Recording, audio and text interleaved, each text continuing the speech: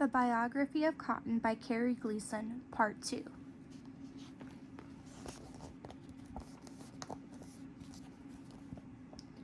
Age of Industry.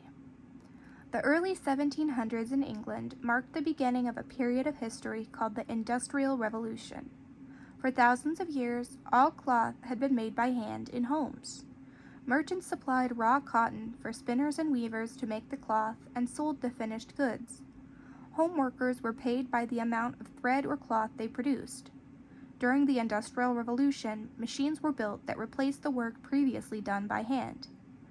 Flying and spinning. The first machine that sped up cotton cloth production was the flying shuttle. James Kay invented the flying shuttle in 1733 in England. The flying shuttle produced cloth faster than by hand. It sped up weaving so much that home spinners could not keep up with the increased demand for thread. Spinning jenny. In 1764, the spinning jenny was invented by James Hargreaves to produce more thread faster. The spinning jenny was an improvement on the spinning wheel. It used 8 spindles instead of just 1, which were all controlled by just one wheel. The Textile Revolution. Around the same time that inventions were being made in textile production, James Watt invented the steam engine. The steam engine was a new source of power. Before its invention, people relied on power from water wheels to operate early machinery. Richard Arkwright had opened England's first textile mills in 1771, but they had to be built next to rivers. Then, in 1784, Edmund Cartwright invented the power loom. The power loom was a machine that could not be operated by hand.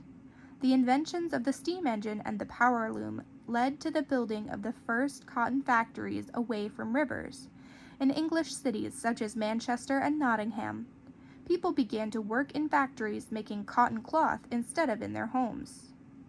On the original spinning wheel, the spindle was laid horizontal.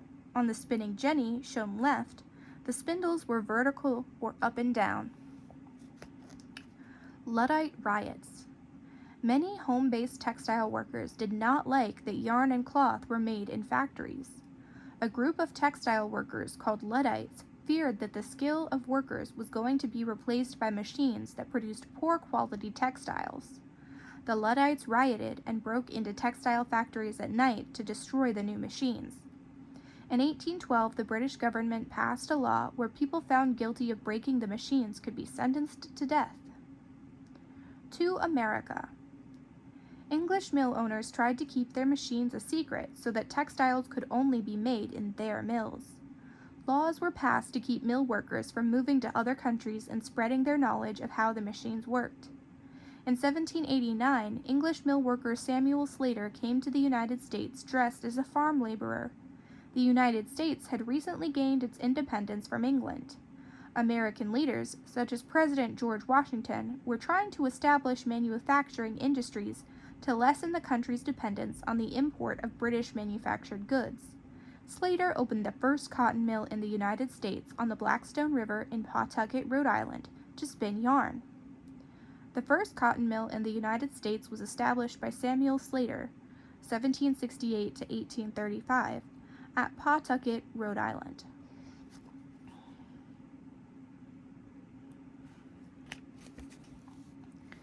The cotton gin. New inventions sped up the process for making cotton cloth, and the demand for raw cotton rose. It took about 1 full day to pull free 1 pound of cotton fiber from the seeds. Farmers in the southern United States were limited in the amount of cotton they could produce because cotton was so difficult to harvest by hand. Most of the raw cotton needed to feed England's cotton factories was being supplied by India. Supply and demand. Along the coasts of the southeastern United States, a variety of cotton called Sea Island cotton was grown and harvested. Sea Island cotton has long fibers that are easily removed from the seeds, but it only grows in coastal areas. In the interior, a type of cotton called upland cotton grew. Few planters grew upland cotton as a cash crop because the seeds were hard to extract from the sticky fibers. Other cash crops that grew in the South at this time were rice, which required a large amount of labor, and tobacco, which quickly drained the soil of its nutrients. Whitney's cotton gin.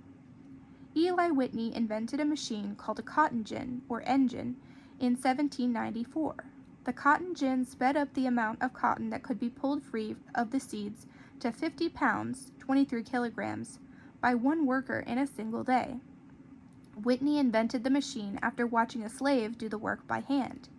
His gin worked by mimicking the movements of human hands picking seeds. To do the work of fingers pulling apart the fibers, Whitney built a rotating drum with little hooks on it. A wire filter held the seeds back while the fibers were pulled away. A brush rotating faster than the drum cleaned the lint off the hooks. Eli Whitney's cotton gin was a revolution in cotton processing. The Cotton Rush. Plantation or large farm owners immediately began to plant upland cotton after they learned of Eli Whitney's invention. Whitney entered into a partnership with the manager of Mulberry Grove, the plantation in Georgia where he had been staying. Together, the men decided they would build cotton gins and sell them for the price of 1/3 of plantation owners' cotton crops. Plantation owners found this price too steep. Their cotton was also ready to be harvested faster than the gins were built, so they made their own cotton gins based on Whitney's design. Slaves used Whitney's cotton gin to produce raw cotton. Patents and protection. Eli Whitney was slow in applying for a patent for his cotton gin. A patent is a government license that recognizes the inventor's machine and gives him or her the sole right to make, use, or sell the invention. Whitney was awarded a patent for his invention in 1794, but by that time, so many planters had built their own gins that Whitney could not protect his patent. In 1801, Whitney received a small compensation from the southern states for the invention that brought great wealth to the South. Eli Whitney attended Yale College in Connecticut. Before that, he made his living as a blacksmith, a nail maker, and a maker of ladies' hat pins.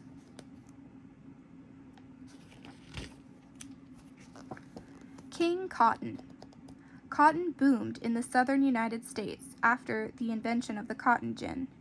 In an area that came to be known as the Cotton Belt, cotton was the main cash crop from the 1800s to the 1900s. The Cotton Belt included the southeastern states of North Carolina, South Carolina, Georgia, Alabama, and Mississippi, as well as western Tennessee, eastern Arkansas, Louisiana, eastern Texas, southern Oklahoma, and small areas of southeast Missouri, southwest Kentucky, northern Florida, and southeast Virginia. The climate of these areas allowed for cotton to thrive. Many farmers abandoned other crops, such as rice and tobacco, and plantations were established to grow only cotton. On cotton plantations, growing and harvesting cotton was done by slaves. Slaves who planted, cared for, and harvested the cotton crops lived on the plantations in poorly built wooden shacks. Major cities such as New Orleans, Louisiana, became important centers of trade during the cotton boom. Exchange buildings were used to buy and sell cotton. The cotton market. Agriculture was the main business of the South, and its economy grew because of the demand for cotton. Cotton was shipped to the North and to England to be used in cotton mills. In 1790, the United States produced 10,000 bales of cotton. 50 years later, it produced 1.5 million bales. At that time, American cotton accounted for 60% of the world's cotton and 2/3 of American exports. Life in the South. The owners of cotton plantations were called planters. They grew rich from the sale of cotton.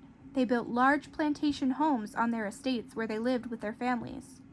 Wealthy planters also built magnificent buildings and churches in southern cities such as Savannah in Georgia, Natchez and New Orleans in Louisiana, and Charleston in South Carolina. Most of the people who lived in the South were slaves who worked in the fields. Some slaves also worked in planters' homes, cooking, cleaning, and looking after planters' children. Planters and their families lived in grand mansions built with the profits of the cotton trade. American Civil War. By the mid-1800s, the South was running out of new land for growing cotton, so Southern planters looked to the West for more cotton lands. In the northern states, members of a growing movement called the Abolition Movement did not want slave states to exist. In the northern states, the economy was based on industry, which did not rely directly on slave labor.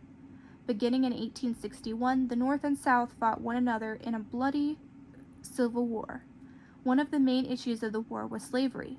Southern plantation owners and other white Southerners felt they had a right to own slaves, while in the North, abolitionists argued that the slaves should be set free. In 1865, the South lost the American Civil War and the slaves were freed. Poverty and hunger were a reality for many in the South after the war.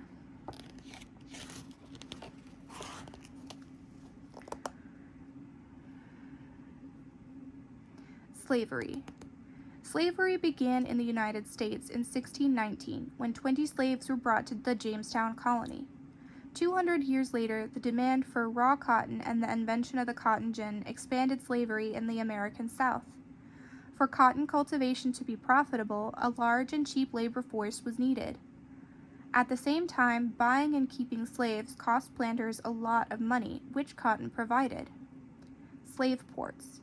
Savannah, Georgia was an important port city in the South. It was a center for trade where cash crops were sold and exported. It was also an entry port for slaves coming into the United States.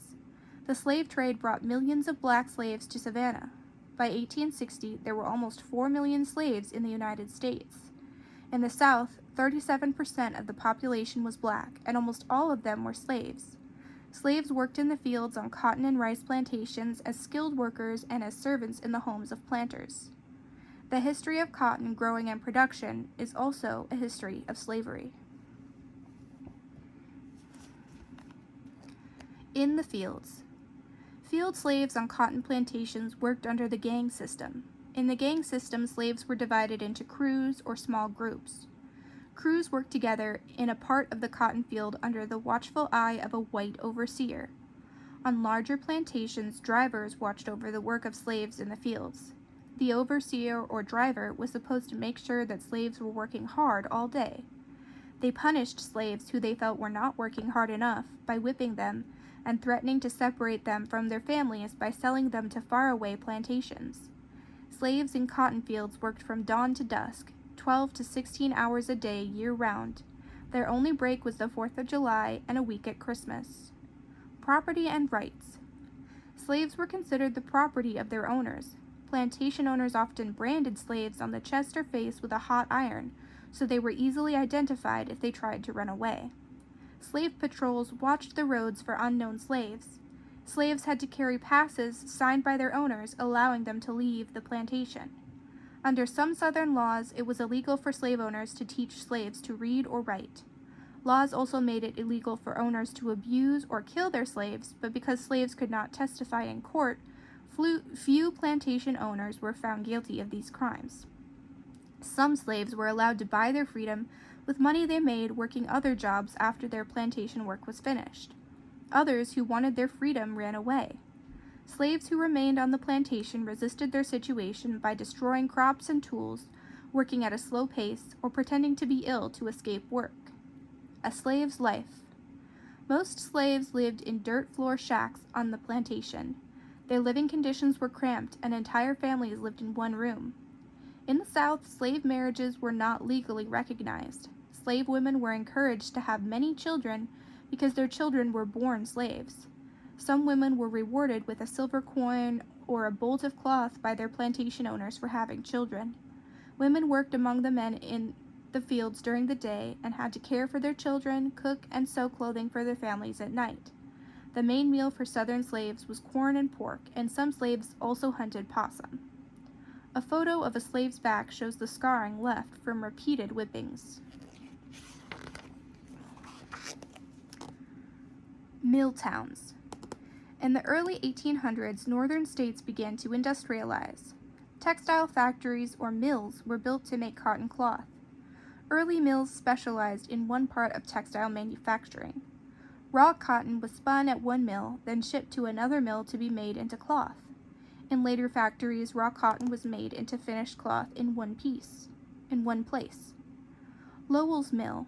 In 1810, Francis Cabot Lowell, son of a wealthy Boston merchant family, toured the textile mills of Manchester, England. Manchester was a city blackened by pollution from coal burned to power factory machines. Orphaned children as young as 8 years old worked in mills. Child workers. Child workers were beaten by their supervisors and made to sleep 6 to a room. Lowell was impressed by the machinery he saw in the mills, but repulsed by the way workers lived.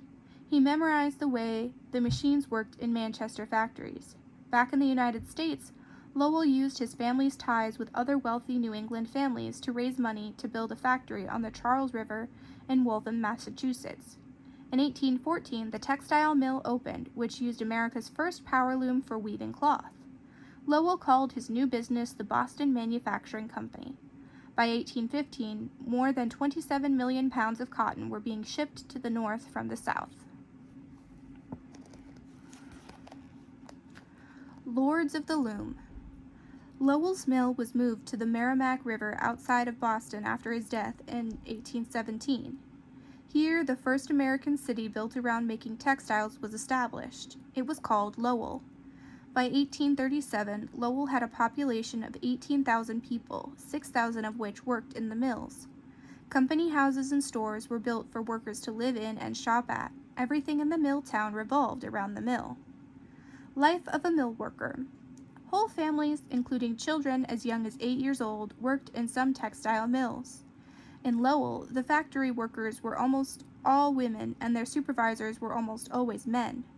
Factory work allowed young unmarried women to have an income. Women did the jobs of spinning and weaving. Bells rang to start work, signal breaks, and end the workday. Factory windows were often nailed shut to keep the humidity or air moisture in. This helped to prevent threads from breaking. Poor air circulation made many mill workers sick from breathing in fibers all day. Mill workers often went to work ill because they were not paid for sick days off and had to pay to use the mill's infirmary or hospital. After work, mill workers who were not too tired met with friends, read books, or listened to guest speakers at a local meeting hall. The women workers lived in boarding houses close to the mill. The lives of the women were strictly watched by house mothers who made sure that they had little contact with men and attended church on Sundays. Many mill jobs were dangerous. Some mills used children who climbed under machines to collect bits of cotton. Workers often lost fingers in machines.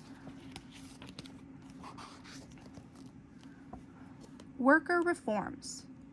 Young women came from farms to start work in the mills between the ages of 16 and 21. Most factory women worked in the mills for about 3 years. Around the 1840s, mill owners tried to cut mill workers' wages. The workers banded together to push for reform, such as shorter work days and better working conditions. In response, mill owners in the North began to hire immigrant French, Canadian, and Irish workers. Immigrant workers were paid less money to do the same work as other workers. Tensions rose among the workers and between the workers and the mill owners. In Philadelphia, factory workers went on strike and rioted in the 1840s. Southern mills. In the 1880s, smaller textile mills from the North began to move to the South. Mill towns in the South were based around rural villages. Mill agents and superintendents controlled the towns. The mill company provided jobs, houses, food, and clothing for all the workers. At first, mill workers were hard to find in the South. Newly freed slaves worked in some mills, but they were used to working in fields, and many did not like factory work. White workers often refused to work with black workers.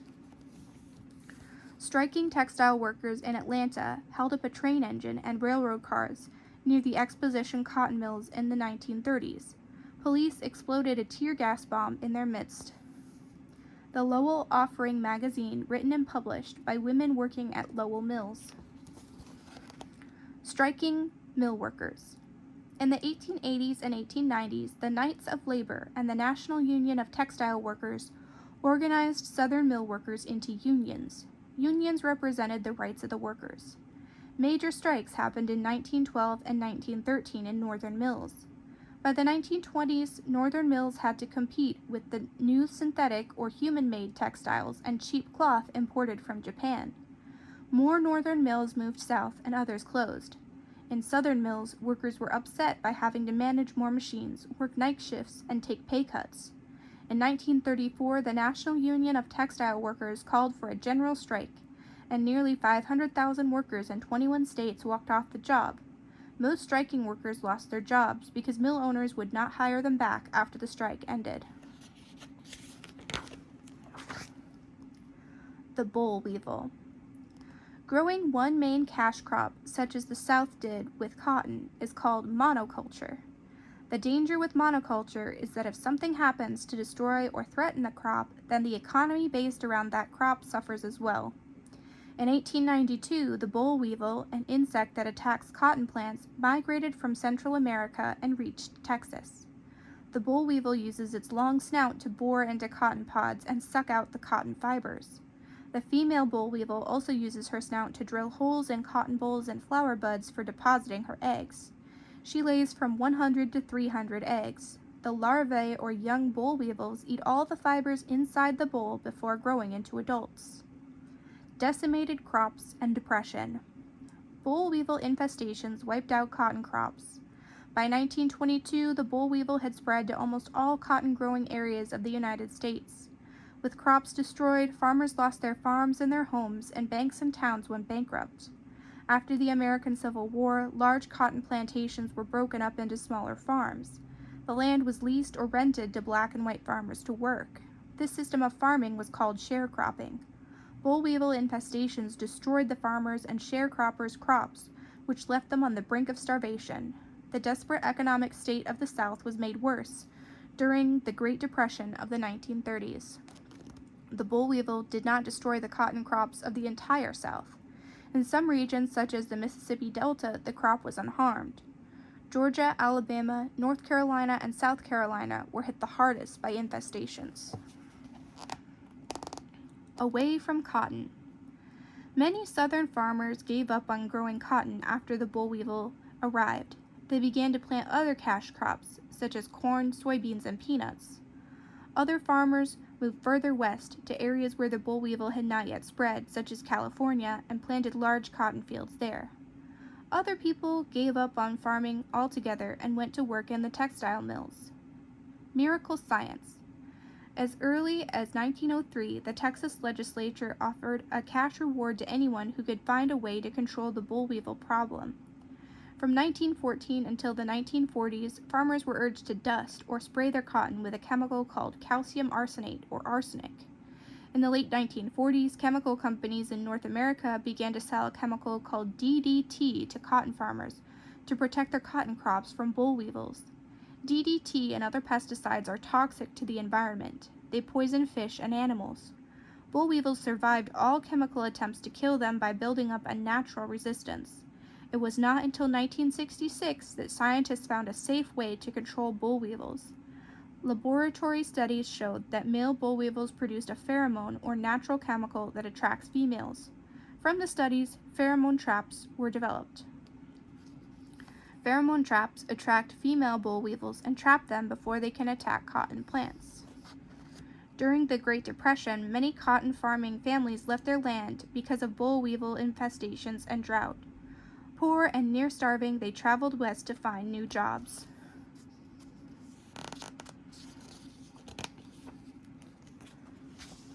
World cotton today.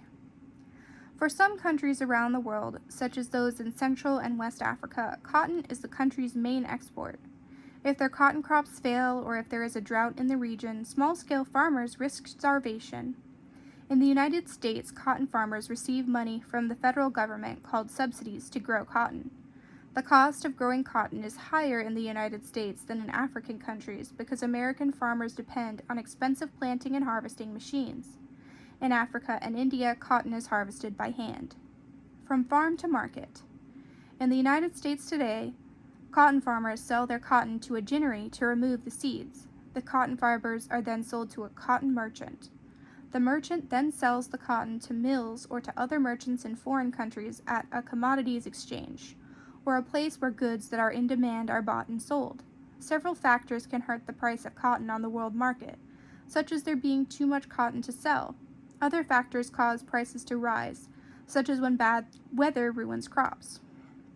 Sweatshops produce cotton clothing and textiles cheaply by not paying their workers fair wages. Consumers can protest against sweatshops by refusing to buy goods made this way. Protecting the crop. To protect cotton crops from pests without spraying chemicals, scientists have developed genetically modified cotton plants. Genetic modification is the process in which scientists change a plant's natural structure to make it perform in different ways.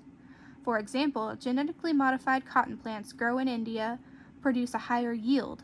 Some people argue that genetically modified cotton will wipe out other types of cotton. Cotton workers. In countries where cotton farmers cannot afford farm machinery, workers are paid to do the work by hand. In order to make as much profit as possible from the sale of cotton, some farmers keep workers' wages low. In India and Uzbekistan, organizations that study child labor have reported that children are used to work in cotton fields. In some cases, farmers loan money to parents if they allow their children to work. In other cases, children are paid just pennies a day or not at all. Sweatshops. Sweatshops are factories where workers are paid very little to make clothing and other goods from textiles. In sweatshops, worker safety is often ignored and workers are not paid benefits. Since the 1980s, reports have shown that sweatshops employ mostly young women, much like the textile mills of the past. Using sweatshops allows big clothing manufacturers to make more profit from the sale of their goods. In many areas of the world, cotton is still grown and harvested by hand. Organic cotton or natural cotton is grown without using pesticides.